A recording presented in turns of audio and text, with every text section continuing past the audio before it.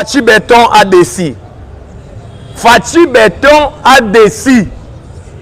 Un groupe d'amitié, club d'amitié. Gouvernement soumis à des club d'amitié. C'est-à-dire, bah permettez bango. Oh bah longolé awa, bah tché awa. Bateau bah yibi, bateau bah détourné.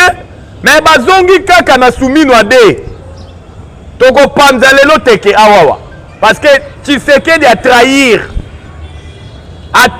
mémoire ya ba père fondateur ya IDPS. Na idéologie à le progrès social. Le peuple d'abord, mawa. Toko analysa ngwana émission mukolo lelo.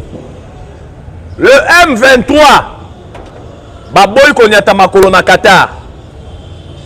M23 lobby aluki ba prétexte. M23 lobby toboy kokende Qatar pour gouvernement a sali ba geste ya bonne foi te. Atikeli biso 700 prisonniers otosenga qui était. M23 lobby lisusu ba Qatarien batindeli biso invitation te. Yango toboy konyata makolo na Qatar, to lobby to kokende na Qatar te. Toko analyser yango na émission mkola lelo. Le milliardaire américain Eric Prince mokonzi ya Blackwater, Maya Moindo, société paramilitaire américaine, oyo gouvernement tiko signé na bango bako sécuriser ba minerais en or Sud Kivu na Ituri. Eric Prince a parlé. Eric Prince a kebisi le sanguinaire Paul Kagame. Eric Prince a kebisi Kagame ba innocent oyo bomi na Congo pendant 30 ans. Tchikicha, tcha, tcha. Et si États-Unis n'ont s'en charger na yo. Parce que yo moutozali ko entêté ba M23.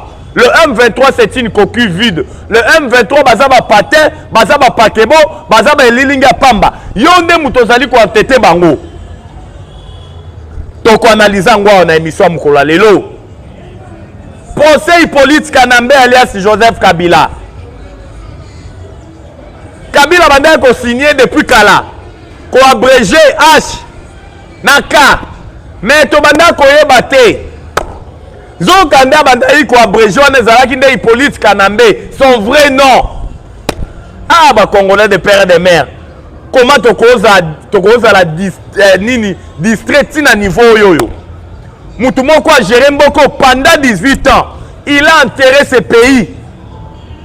Toko analysant ngwa na émission mkola lelo. Sans plus tarder, c'est votre humble serviteur na kombo ya Jonas Ngandu, surnommé Charles Onana, toujours na chaîne Abiso Bomesano. Oto sengi na bino bo s'abonner massivement. Bonjour, bonsoir, cela dépend de l'heure à laquelle vous allez coller l'émission na émission mkola lelo.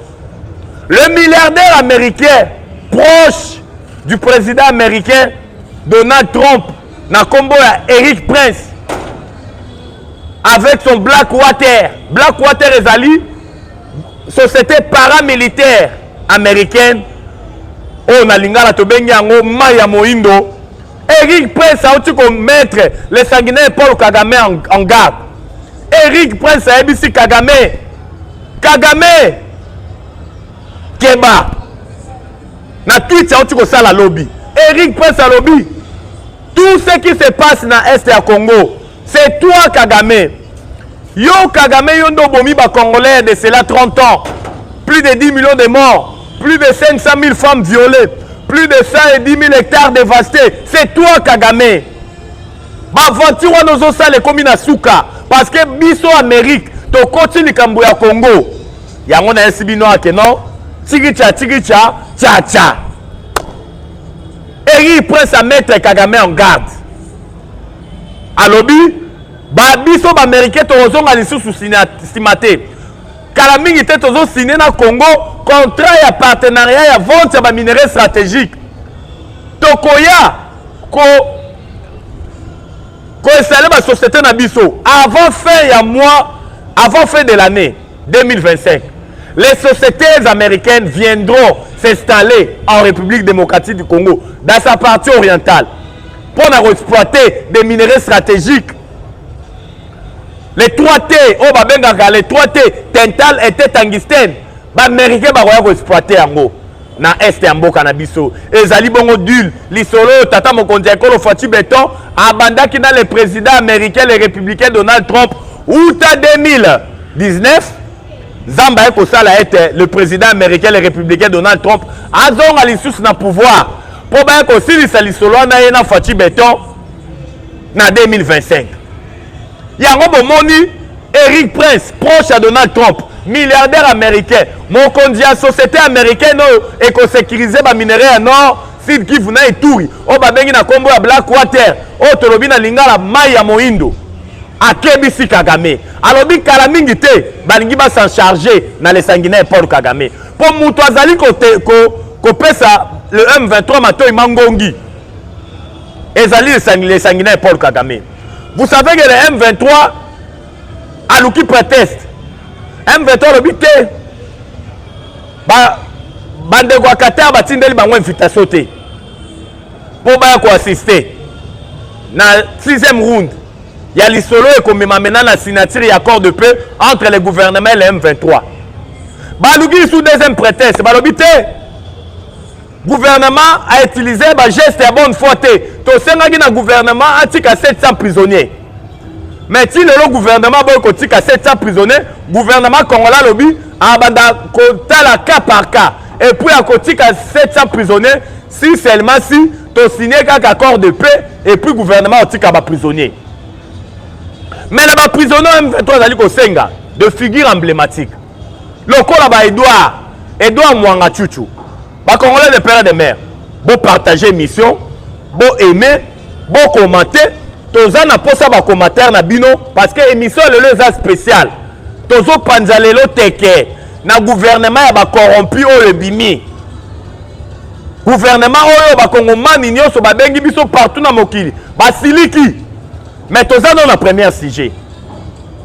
Yango bomoni banyanga la 4 le M23. Ba lobi ote. Gouvernement il fallait qu'il a libéré Mwanga Chuchu parmi les 700 prisonniers au Basengi. Edouard Mwanga Chuchu, botala tout au long ya reine, il y a Hippolyte Kanambe alias Joseph Kabila. Le Rwanda, avant d'être premier producteur ya coltan. Le Rwanda c'est un peu de 1000 collines.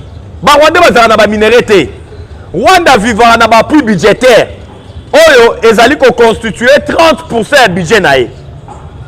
Parce que 2025, le Rwanda avait voté un budget de 4 milliards. Dans 4 milliards Rwanda, 30%, il y a un budget dans les autres, il n'y a plus budgétaire. Après budgétaire, il y a nini. Et ça, mon solo, il y a pesaka. Mais il y a renforcer le budget. À part mon solo, il y a pesaka Rwanda. Le fonds de commerce. Oh, Kagame a tamboussa mobimba. Il y a génocide rwandais. Génocide de Salemara dans les années 1994. Oh, Kagame le baboma kagaba tout. Alors que tout baboma ba utu baboma ba toi baboma naka. Parce que na mboka ya Rwanda, ba Congolais de père de mère. Oh, on a une photo ba Rwanda zaga dans 3 ethnies. Biso toza na 450 tribus ethnies. Mais Rwanda zaga na 3 ethnies. Na 3 ethnies on a Rwanda zali na yango. Rwanda zali na ba Utu baza ba majoritaire. Ba Utu baza ba Bantu, baza lokola ngai na yo ba Bantu. Ba Utu nde baza ba majoritaire na Rwanda. Un peuple ya peuple oyo alona kana eka bilanga. Ba Utu bazali un peuple, ce sont des peuples cultivateurs. Bango baza na ka pona olona bilanga. Balona ka madesu, balona ka pomme de terre, balona ka thé, balona ka café. Bango nde bazali ba majoritaire na Rwanda. Peuple pacifique, peuple oya lingara bitumbate, peuple bantu lokola ngana yo. Batuti baza ba nilotique, baza bato bazali ko uta kuna ba uta na nord, ko luka ko conquérir ba espace. Et sika nyonso batuti balekaka. Il faut ba luka bitumba. Po bango bazali peuple mululi, peuple ya keto, peuple ya zuwa, peuple oya luka ko bien mabele, et sika ya ko fanda. Tango aye sika la bino faut ba roboma bino de telle scène que a récupérer sika wana. Peuple mabe, peuple oyo aboko la bibwele.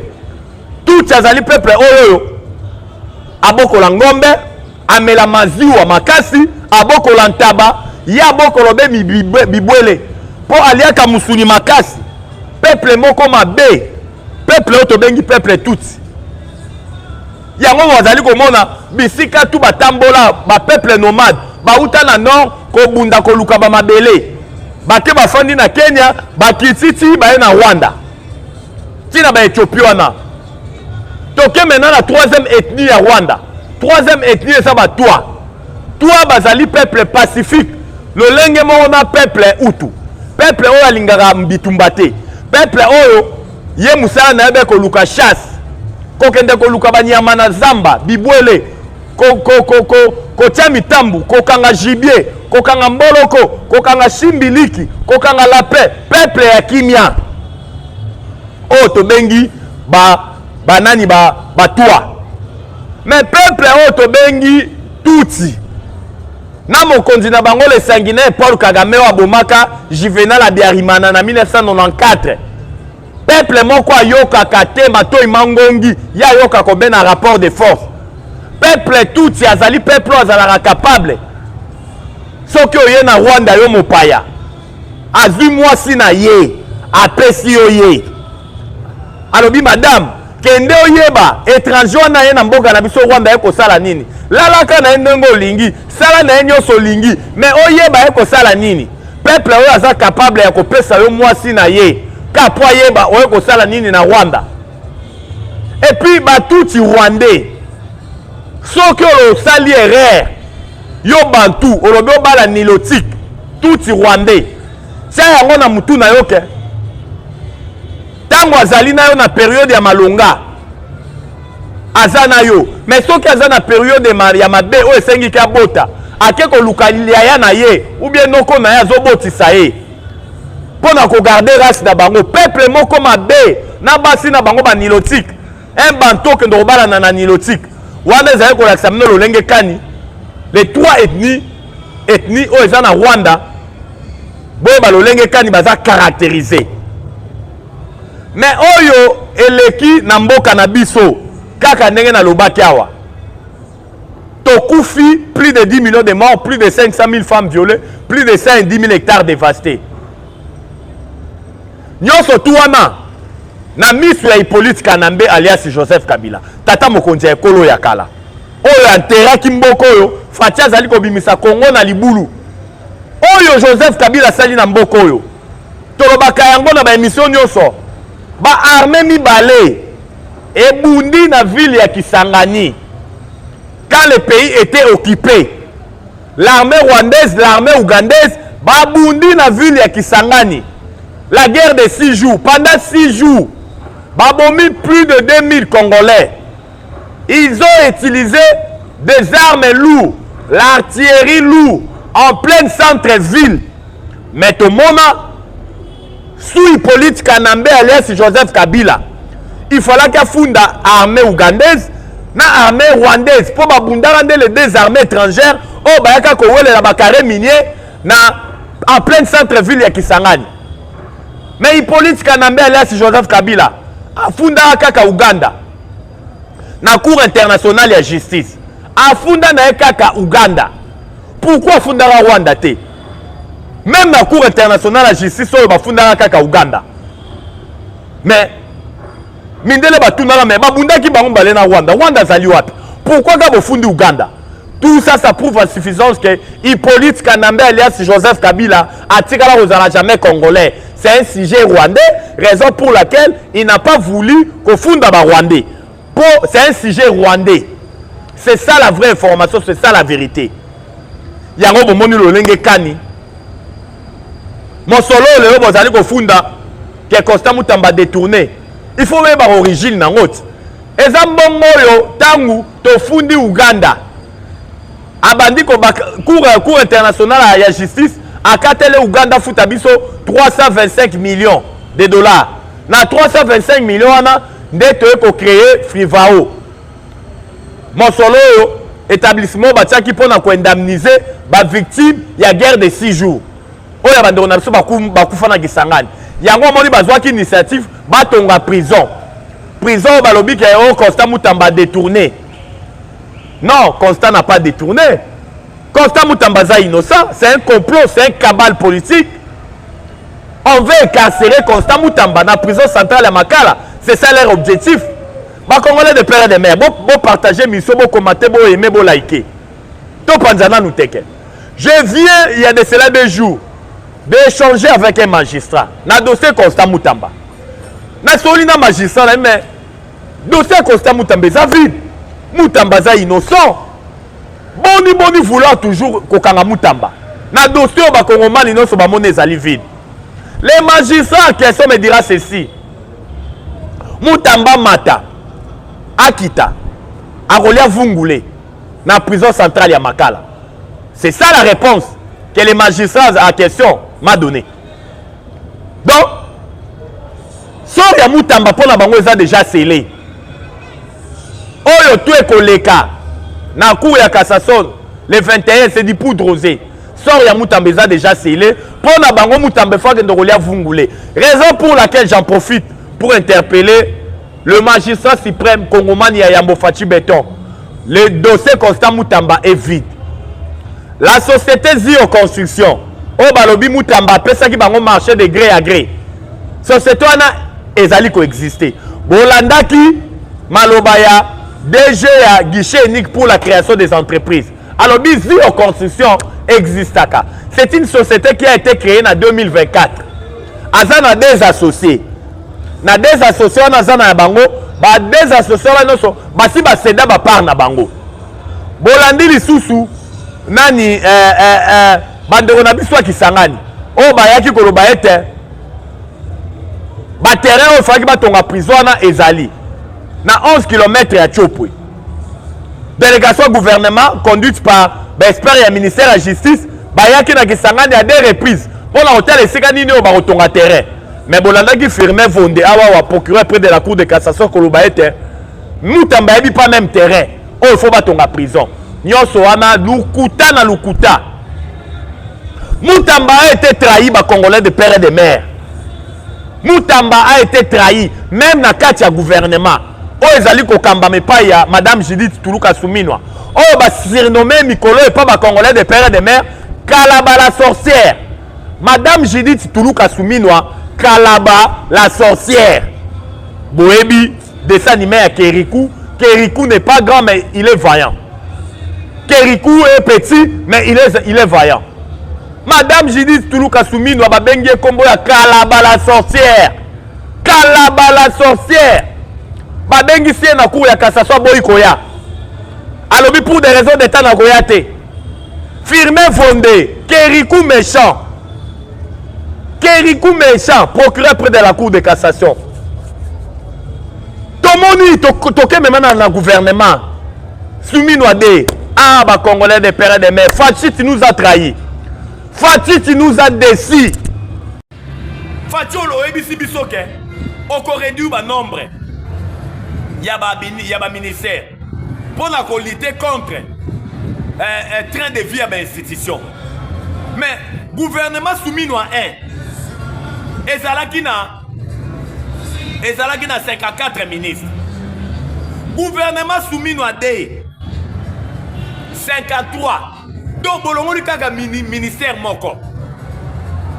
Mais oh, ils ont vendu les chefs de l'État Fachi Béton. Même maloba na yo moko, ozo koko qui s'est monté. Les chefs quand ils parlent, ça doit se réaliser. Il faut la sima maloba na yo pour conquister un en tant que chef. Mais oh, tout le monde dans le gouvernement soumis à des Congolais de père et de mère. Et puis si pas si peu mawa. C'est comme si c'est un groupe d'amis. Ministre Ayiba qui na ministère tel. Vous permettez vous tindre dans ministère tel. C'est comme si c'est un groupe d'amis. Il y a pas détourné. Un gouvernement de corrompus. C'est ça les mots appropriés. Un gouvernement de corrompus. Fachi Béton. Où est le peuple d'abord? Où est le salut du peuple? C'est la loi suprême. Où est le progrès social? Fachi, vous êtes mal entouré. On doit dire les choses telles qu'elles sont. Tu as vu qu'on a pris en otage par Philadelphie. Où ils allaient au Kamba, mais pas il y a Pasteur Dalo. Mais oh tout le monde na soumis noadé. Les Congolais bazali kobenga biso de partout, surtout bande ko na biso diaspora. Ba bengi ba leli. Yango bomoni kalonja lobiete. Comment na lolenge kan du gouvernement soumis noadé et ça fait un régime Tshisekedi. Fati, tu nous as trahis. Fati na bengi ombala misak au décevant ba Congolais. Si a déçu les Congolais. C'est pas normal. Bateau au kaka ba détourné. Ba ministre au kaka ba détourné. Au sali ba oka ba permutation. Au longo lié na siko au tien na ministère tel. Au longo lié au tien na sika tel. Mais Constant Moutamba sacrifié. Gouvernement a intervenu dans le dossier Constant Moutamba. Moutamba a été sacrifié. Bato Moutamba lelo bazo regretté. Na comment na lolenge quand le gouvernement soumis no Bimi. Vous savez que le directeur de cabinet, ya Constant Moutamba, a été empoisonné. Empoisonné directeur ya cabinet ya Constant Moutamba. Un grand complot. Pour partager mission, pour liker, pour aimer, tous les panzalelo teke. Tango ya déjà laissé l'équipe. On doit dire les choses maintenant telles qu'elles sont. Époque il y a déjà l'équipe. Le pays va mal, ça ne va pas avec ce gouvernement de corrompus. Oh, bah, salut l'autre mon côté. Soumis nous à un. Ceux qui total ba ministre, bah, salut Moussala et Malonga. Bah, commis pas même 5. J'ai dit bien, ça n'engage que moi. Bah, commis pas même 5. Bah, Congolais de père et de mère. Oh, bah, salut qu'on a d'habitude dans l'histoire de l'eau. Bon, tant que l'on combo à 5 ministres. Oh, bah, travail qui toque, on a soumis nous à un. Oh, bah, l'ingénieur qui va se soumis nous à 2. Bah, ça a 5. Bah, l'équipe pas même 6. La plupart des ministres, bah, qui va corrompu. Bah, qui pendant retourner sa mabenga. Bah, qui pendant retourner sa poche. Bah, qui jamais la vision à peuple. Mais on ne sait pas si le chef de l'État est envoûté. Fati Beto. Tu éviter ceux qui vont voûter, ceux qui vont aller kolamba yo na nzungu, tu éviter. Bah, Congolais vont mécontents. Bah, aller exprimer les ras-le-bol. Dans le gouvernement soumis à des poudres rosées, faut copier-coller. Rien de spécial. Ça fait très mal. Raison pour laquelle Tosengi, bah Congolais va s'ali coller là. Bah Congolais va lobby s'en est de trop. Comment la lolenge quand il soumis à un bimi, bah Congolais il y a sur lobby. Bah comme une impression c'est comme si régime n'a eu comme une souka. Comme à Bukavu quoi. Union secret, union sacrée.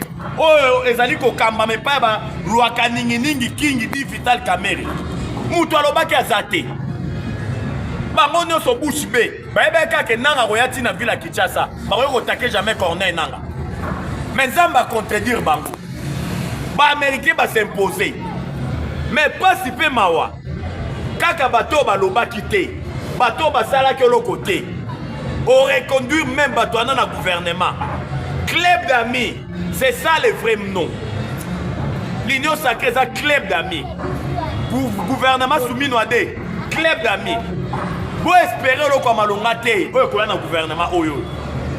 C'est comme si tous ceux qui n'ont pas fait à régner Tshisekedi. Fati. Ceux qui ont cocaté, démissionner. Démissionner. Au sali déjà Moussala qui toko. Mais démissionner.